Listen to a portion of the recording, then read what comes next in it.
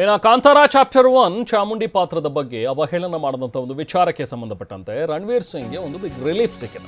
ಅದೇನಂತ ಹೇಳಿದ್ರೆ FIR ರದ್ದು ಕೋರಿದಂಥ ನಟ ರಣವೀರ್ ಸಿಂಗ್ ಅರ್ಜಿ ವಿಚಾರಣೆ ಇವತ್ತು ಬಂತು. ತನ್ನ ಹೇಳಿಕೆಗೆ ಬೇಷರತ್ ಕ್ಷಮೆಯೇ ಕೂಡ ರಣವೀರ್ ಸಿಂಗ್ ಯಾಚನೆ ಮಾಡಿದ್ದಾರೆ. ಕ್ಷಮೆಯಾಚನೆಯ ಪ್ರಮಾಣ ಪತ್ರವನ್ನು ಹೈಕೋರ್ಟ್ಗೆ ಅವರ ವಕೀಲರು ಸಲ್ಲಿಕೆ ಮಾಡಿದ್ರು.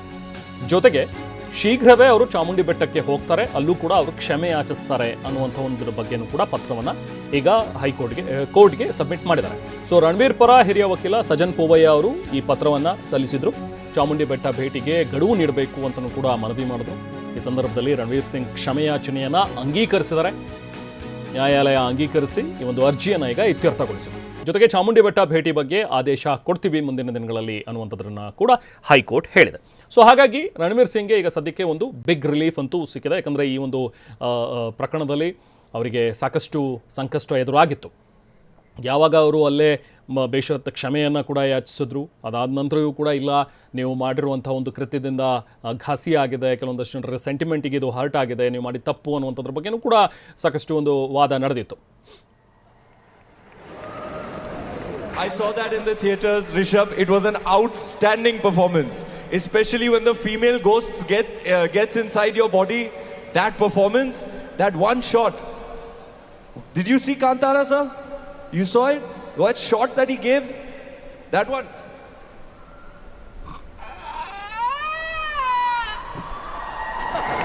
That one.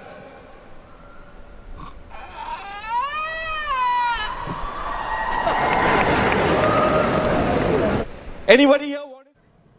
ಸೊ ಈ ಒಂದು ಆಕ್ಟ್ ಏನಿತ್ತು ರಣವೀರ್ ಸಿಂಗ್, ಇದ್ರ ಬಗ್ಗೆ ಸಾಕಷ್ಟು ವಿವಾದ ಎದ್ದಿತ್ತು. ಈಗ ನಟ ರಣವೀರ್ ಕೇಸ್ ಹೈಕೋರ್ಟ್ನಲ್ಲಿ ಇತ್ಯರ್ಥವಾಗಿದೆ ಅಂತ ರಣವೀರ್ ಸಿಂಗ್ ಪರ ವಕೀಲರು ಪ್ರಶಾಂತ್ ಮಿತ್ತಲ್ ಕೂಡ ಹೇಳಿಕೆ ನೀಡಿದ್ದಾರೆ. ನಟ ರಣವೀರ್ ಸಿಂಗ್ ಕೂಡ ಕ್ಷಮೆಯಾಚನೆ ಮಾಡಿದ್ದಾರೆ. ಚಾಮುಂಡಿ ಬೆಟ್ಟಕ್ಕೂ ನಟ ರಣವೀರ್ ಸಿಂಗ್ ಹೋಗ್ತಾರೆ. ಭದ್ರತೆ ದೃಷ್ಟಿಯಿಂದ ಇನ್ನೂ ದಿನಾಂಕ ನಿಗದಿ ಮಾಡೋದಕ್ಕೆ ಆಗಿಲ್ಲ ಅನ್ನುವಂಥದ್ದನ್ನು ಕೂಡ ಹೇಳಿದ್ರು. ಇವತ್ತು ನಟ ರಣವೀರ್ ಸಿಂಗ್ ಕೇಸು ಇತ್ಯರ್ಥ ಆಗಿದೆ. ಅವರು ಕ್ಷಮಾಪಣೆ ಕೇಳಿ ಒಂದು ಅಫಿಡವಿಟ್ ಹಾಕಿದ್ದಾರೆ. ಆ ಅಫಿಡವಿಟ್ ಮೇಲೆ ಆರ್ಗ್ಯುಮೆಂಟ್ ಆಯಿತು. ಅಫಿಡವಿಟಲ್ಲಿ ಪೇಜ್ ನಂಬರ್ 1 ಕೊನೆ ಪೇರದಲ್ಲಿ ಇಂಗ್ಲೀಷಲ್ಲಿ ಡ್ಯೂ ಕೋರ್ಸ್ ಅಂತ ಇದೆ. Due course we will visit Chamundi temple ಅಂತ ಇದೆ. ಡ್ಯೂ ಕೋರ್ಸ್ ಅಂತಂದರೆ ಸದ್ಯದಲ್ಲಿ ಅಂತ. ಅದನ್ನು ನಾವು ಆರ್ಗ್ಯುಮೆಂಟ್ ಮಾಡ್ದೋ. ಸದ್ಯದಲ್ಲಿ ಅಂದರೆ ಏನರ್ಥ?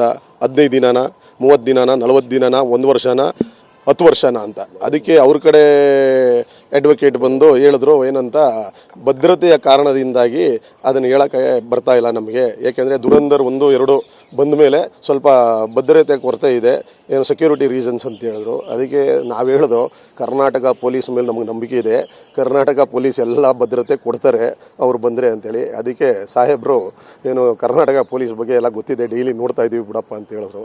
ಸರಿ, ಈಗ ಹಾಕಿದ್ದಾರೆ. ಅದರಿಂದ ನಾವು ಕ್ಷಮೆ ಯಾಚನೆ ಮಾಡಿದ್ದಾರೆ. ಅವರು ಸದ್ಯದಲ್ಲೇ ಬಂದು ಅದನ್ನ ಆರ್ಡರ್ ಪಾಸ್ ಮಾಡ್ತೀನಿ ಅಂತ ಹೇಳಿದ್ದಾರೆ ಈ ಅಫಿಡವಿಟ್ ಮೇಲೆ. ಕ್ಷಮೆ ಇಲ್ಲದ ಧರ್ಮ ಯಾವುದಯ್ಯ? ಕ್ಷಮೆಯೇ ಬೇಕು ಸಕಲ ಪ್ರಾಣಿಗಳೆಲ್ಲರಲ್ಲಿ, ಪಕ್ಷಿಗಳೆಲ್ಲರಲ್ಲಿಯೂ ಕ್ಷಮೆಯೇ ಧರ್ಮದ.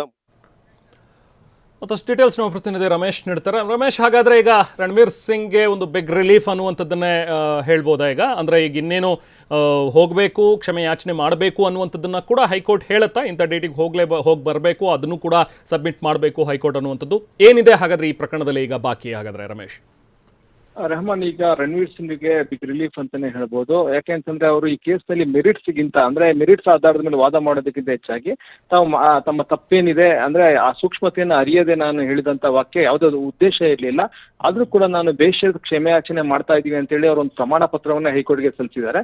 ಜೊತೆಗೆ ಶೀಘ್ರದಲ್ಲಿ ಚಾಮುಂಡಿ ಬೆಟ್ಟಕ್ಕೆ ಭೇಟಿ ನೀಡಿ ಕ್ಷಮೆಯಾಚನೆ ಮಾಡ್ತೀನಿ ಅಂತ ಕೂಡ ಹೇಳಿದ್ದಾರೆ.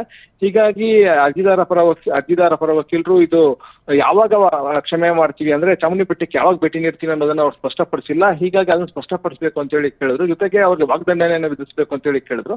ಕೋರ್ಟ್ ಇದ್ರ ಬಗ್ಗೆ ನಾವು ಸೂಕ್ತ ಆದೇಶವನ್ನ ಮಾಡ್ತೀನಿ ಅಂತ ಹೇಳಿದ್ರು. ಯಾಕೆಂದ್ರೆ ದುರಂಧರ್ ಸಿನಿಮಾ ಆದ್ಮೇಲೆ ಅವ್ರಿಗೆ ಭದ್ರತೆಯ ಸಮಸ್ಯೆ ಇದೆ ಅಂತ ಹೇಳಿ ರಣವೀರ್ ಸಿಂಗ್ ಪರ ವಕೀಲರು ಹೇಳಿದ್ರು. ಹೀಗಾಗಿ ಅವ್ರು ಶೀಘ್ರದಲ್ಲಿ ದಿನಾಂಕವನ್ನು ನಿಗದಿ ಮಾಡಕ್ ಸಾಧ್ಯ ಇಲ್ಲ, ಆದ್ರೆ ಶೀಘ್ರದಲ್ಲಿ ಅವ್ರು ಭೇಟಿ ಕೊಡ್ತಾರೆ ಚಾಮುಂಡಿ ಬೆಟ್ಟಕ್ಕೆ ಅಂತ ಹೇಳಿ ಹೇಳಿದ್ರು. ಹೀಗಾಗಿ ಕೋರ್ಟ್ ಈಗ ಅದಕ್ಕೆ ಸೂಕ್ತವಾದಂತ ಒಂದು ಸಮಯ ಗಡುವನ್ನ ನಿಗದಿಪಡಿಸ್ತೀವಿ, ಜೊತೆಗೆ ವಾಗ್ದಂಡನೆ ಬಗ್ಗೆ ಕೂಡ ಸೂಕ್ತ ಆದೇಶವನ್ನ ನೀಡ್ತೀವಿ ಅಂತೇಳಿ ಈಗ ಅರ್ಜಿಯನ್ನ ಇತ್ಯರ್ಥಪಡಿಸಿದೆ. ಹೀಗಾಗಿ FIR ಏನಿದೆ ಅದು ರದ್ದಾಗಿದೆ.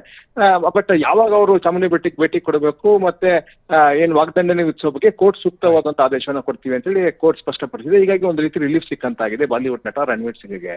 Okay, thank you Ramesh.